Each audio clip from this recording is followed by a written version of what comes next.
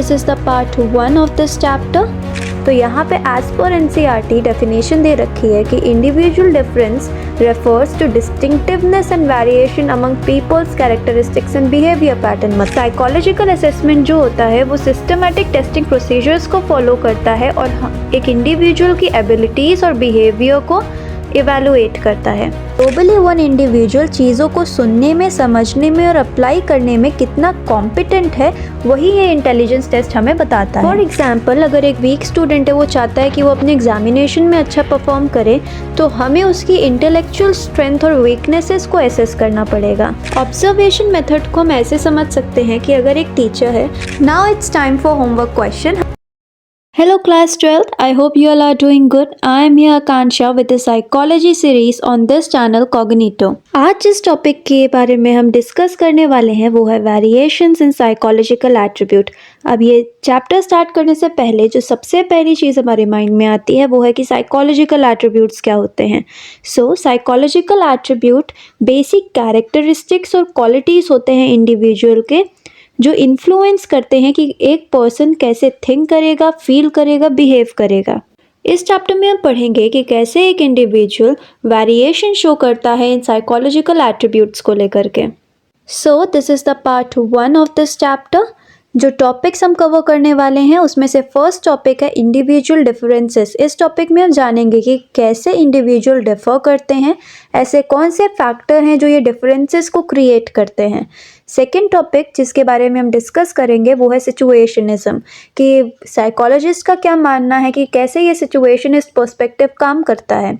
Third topic जिसके बारे में हम डिस्कस करेंगे वो है असेसमेंट ऑफ साइकोलॉजिकल एट्रीब्यूट।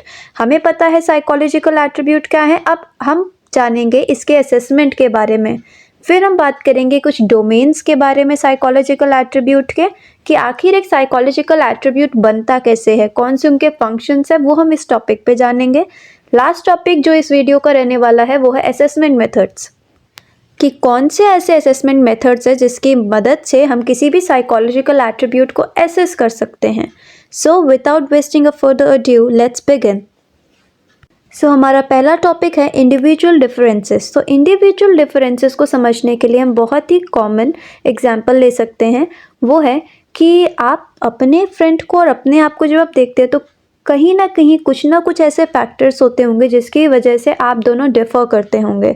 जैसे हो सकता है कि आपका जो फ्रेंड हो वो स्पोर्ट्स में बहुत अच्छा हो, लेकिन आप उतने स्पोर्ट्स में तो नहीं अच्छे हो, लेकिन आप पेंटिंग के मामले में हम बहुत अच्छे हो। तो ये जो चीज़, ये जो डिफरेंस आप दोनों के बीच में आया, इसी को हम कहते हैं इंडिविजुअल डिफरेंसेस।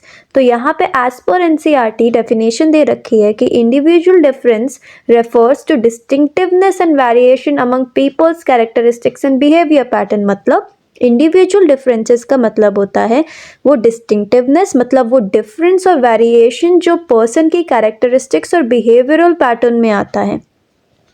कई साइकोलॉजिस्ट का मानना है कि जो हमारा बिहेवियर होता है वो इन्फ्लुएंस हमारे पर्सनल ट्रेट्स की वजह से होता है, लेकिन वहीं पे कई साइकोलॉजिस्ट का मानना है कि ये हमारे सिचुएशनल फैक्टर के बारे में होता है। इसी को लेटर ऑन इन्होंने सिचुएशनिज्म पर्सपेक्टिव का नाम दिया, कि सिचुएशनिस्ट पर्सपेक्टिव ये कहता है कि इंडिविजुअल का behaviour according to situation change हो जाता है। फॉर एग्जाम्पल, एक एम्प्लॉय है, वो बहुत ही एग्रेसिव नेचर का है, बहुत ही शॉर्ट टेम्पर्ड है, बहुत जल्दी उसे गुस्सा आता है, लेकिन वही एम्प्लॉय जब अपने टॉप बॉस के सामने जाता है तो वो बहुत ज़्यादा सबमिसिव होता है, शांत होता है, वो इतना एग्रेसिव नहीं होता है। तो ये जो चेंज उसके बिहेवियर में आया, ये इसी सिचुएशनिस्ट पर्सपेक्टिव की वजह से आया, कि जो एक्सटर्नल फैक्टर है उसने उसके बिहेवियर को इन्फ्लुएंस करा। फिर जो टॉपिक आता है वो है assessment of psychological attribute. Assessment का मतलब होता है मेजरमेंट किसी भी साइकोलॉजिकल एट्रीब्यूट का। कई मल्टीपल मेथड्स को यूज़ करके जब मेजरमेंट किया जाता है, इवैल्यूएशन करा जाता है साइकोलॉजिकल एट्रीब्यूट को, उसी को हम कहते हैं असेसमेंट ऑफ साइकोलॉजिकल एट्रीब्यूट। कोई भी एट्रीब्यूट अगर कहना हो कि ये एट्रीब्यूट किसी पर्सन में एग्जिस्ट करता है तो हम तभी कह सकते हैं जब उसे मेजर करा जाए साइंटिफिक प्रोसीजर्स को लेकर के। साइकोलॉजिकल असेसमेंट जो होता है वो सिस्टमैटिक टेस्टिंग प्रोसीजर्स को फॉलो करता है और एक इंडिविजुअल की एबिलिटीज़ और बिहेवियर को इवेलुएट करता है।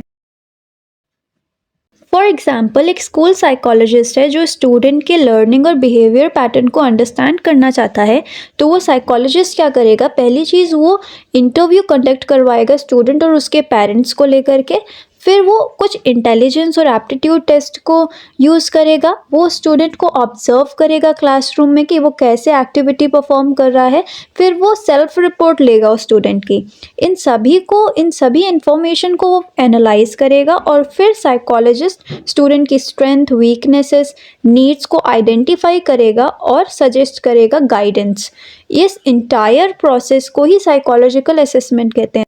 जैसे एक स्टूडेंट है वो रेगुलरली स्टडी नहीं करता है, तो उसके पेरेंट्स और उसके टीचर्स ये प्रिडिक्ट करेंगे कि वो एग्ज़ाम में फेल हो जाएगा। तो ये जो आउटकम, ये जो फेलियर का निकला, वो डिज़ायरेबल नहीं है। ऑब्वियसली कोई भी पेरेंट, कोई भी टीचर नहीं चाहेगा कि जो उसका स्टूडेंट हो वो फेल हो जाए।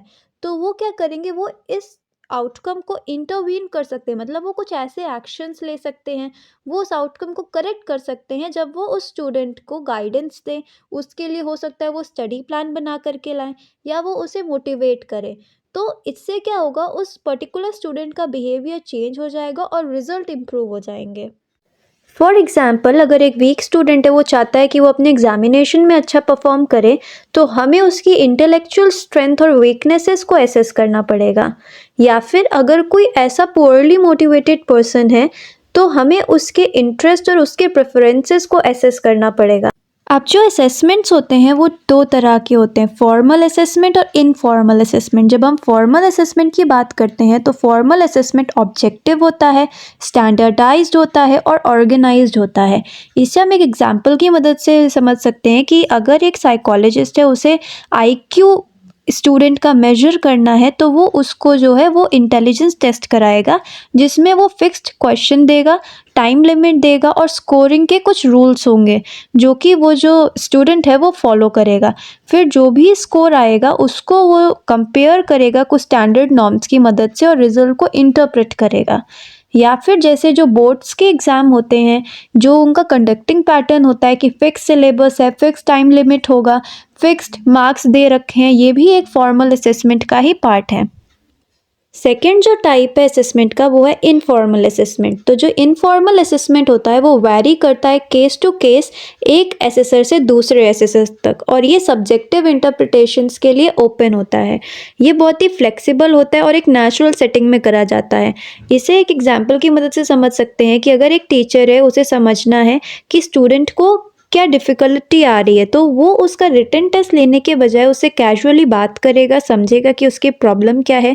वो स्टूडेंट को ऑब्जर्व करेगा कि वो क्लास एक्टिविटी में कैसा परफॉर्म कर रहा, वो अटेंशन दे रहा है कि नहीं कर रहा। वो चेक करेगा उस स्टूडेंट का क्लास वर्क और होमवर्क। इसको हम कहेंगे कि इनफॉर्मल असेसमेंट के थ्रू उसने उसके साइकोलॉजिकल एट्रीब्यूट्स को एसेस करा है। अब बात करते हैं सब डोमेन्स ऑफ साइकोलॉजिकल एट्रीब्यूट। जैसे कि स्टार्टिंग में वीडियो में हमने ये समझा कि साइकोलॉजिकल एट्रीब्यूट्स क्या होते हैं, कि साइकोलॉजिकल एट्रीब्यूट्स किसी भी इंडिविजुअल की कैरेक्टरिस्टिक्स या क्वालिटी को हम कहते हैं। अब ये जो एट्रीब्यूट्स होते हैं, इसके 5 फंक्शंस होते हैं, जो है इंटेलिजेंस, एप्टीट्यूड, इंटरेस्ट, पर्सनालिटी और वैल्यूज़। जब ये 5 बेसिक फंक्शंस होते हैं तब हम कहेंगे कि हाँ, एक एट्रीब्यूट क्रिएट हुआ है। सो the first domain is intelligence. So intelligence का मतलब होता है कि एक इंडिविजुअल की एबिलिटी किसी भी चीज़ को लर्न करने में, थ्रू एक्सपीरियंस, लॉजिकली थिंक करने में, या फिर किसी भी प्रॉब्लम को सॉल्व करने में।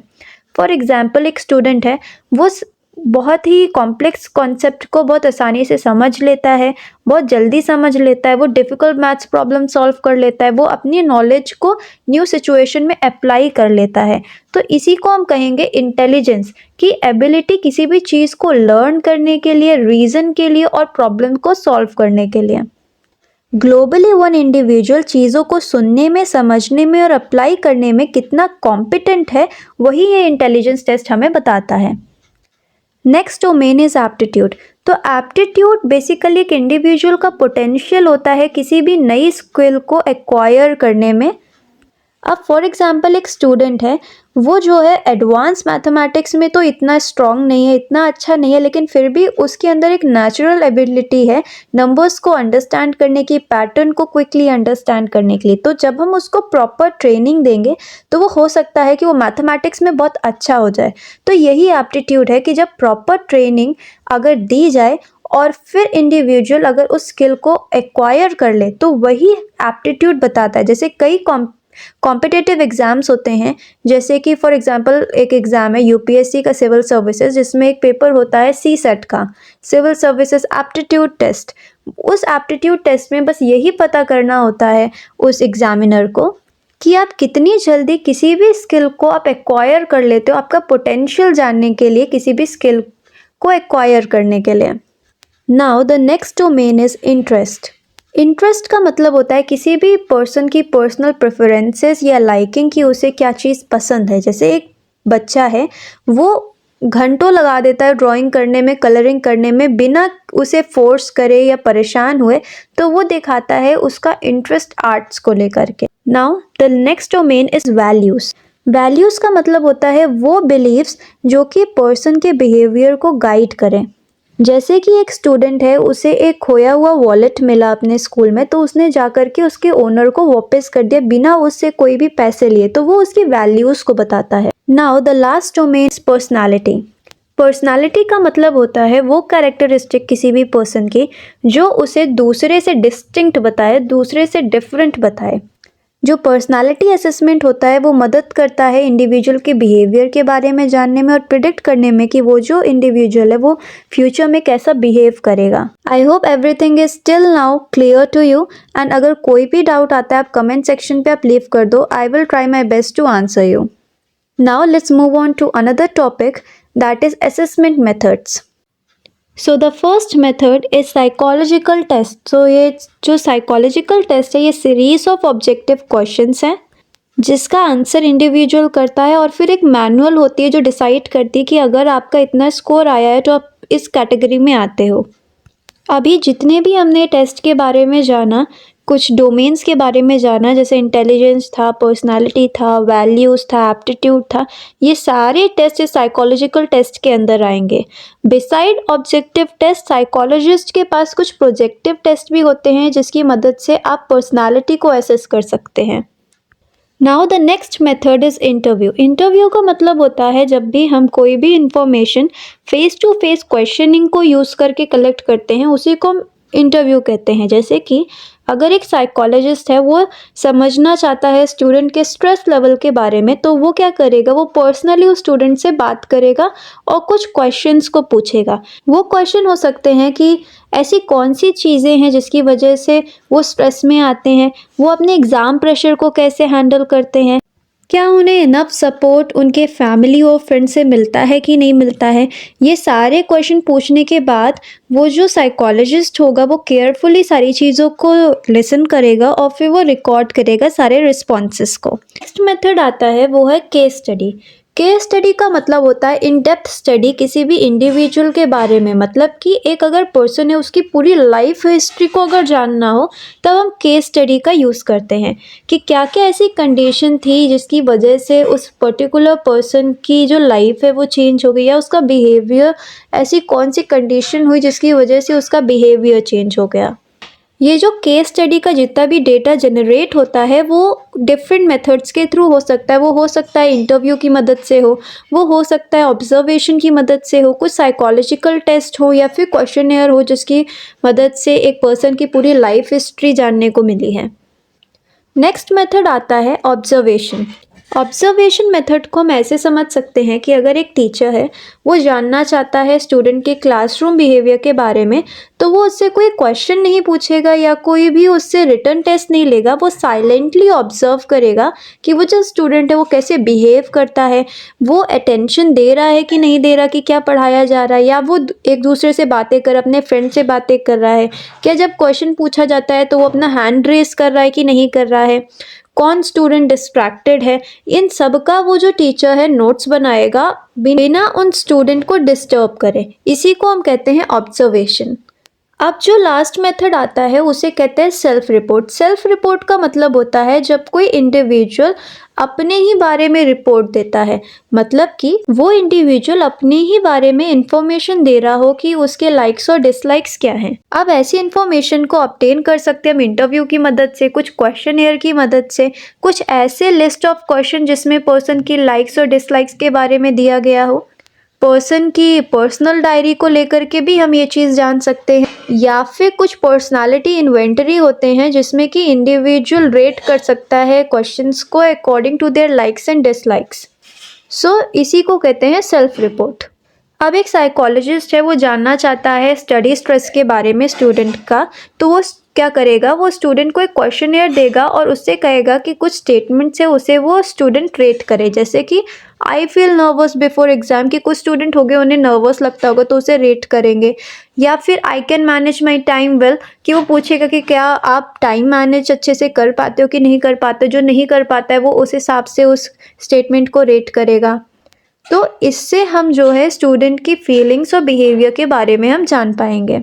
यही मोटिव होता है सेल्फ रिपोर्ट का। Now it's time for homework question. हम चैप्टर कंप्लीट करेंगे, साथ में हम जितने भी इम्पोर्टेंट क्वेश्चंस हैं या फिर जितने भी प्रीवियस ईयर क्वेश्चन हैं वो भी हम कंप्लीट करते जाएंगे, जिसकी वजह से टाइम वेस्ट हमारा ना हो, बिकॉज अब बहुत कम टाइम बचा है बोर्ड एग्जामिनेशन को लेकर के। तो आज का जो होमवर्क क्वेश्चन है वो है what is assessment, explain any 3 methods to assess psychological attribute. अभी हमने पढ़ा असेसमेंट क्या है और कौन से ऐसे मेथड्स है जिसकी मदद से हम साइकोलॉजिकल एट्रीब्यूट को असेस कर सकते हैं। सो आई होप कि अब आप इसका आंसर आप लिख लोगे अच्छे से। मॉडल आंसर चाहिए अपनी आंसर राइटिंग इंप्रूव करने के लिए, तो आप मेरे टेलीग्राम चैनल को ज्वाइन करिए। मैंने उसकी लिंक हमारे डिस्क्रिप्शन बॉक्स पे दे रखी है। वहां पे आपको मॉडल आंसर की PDF मिल जाएगी, अब वहां से उसे डाउनलोड करके आप प्रैक्टिस कर सकते हो। अगर कोई भी डाउट किसी भी टॉपिक को लेकर के आता है आपको, तो आप मेरे इंस्टाग्राम पे आप DM कर सकते हो, मैंने उसकी भी लिंक डिस्क्रिप्शन बॉक्स पे दे रखी है। Signing off with this. अब मिलते हैं हमारे नेक्स्ट वीडियो में जो होने वाला इंटेलिजेंस को लेकर के, one of the most important topic of class 12 psychology. Till then keep studying, stay healthy and all the very best for your board examinations.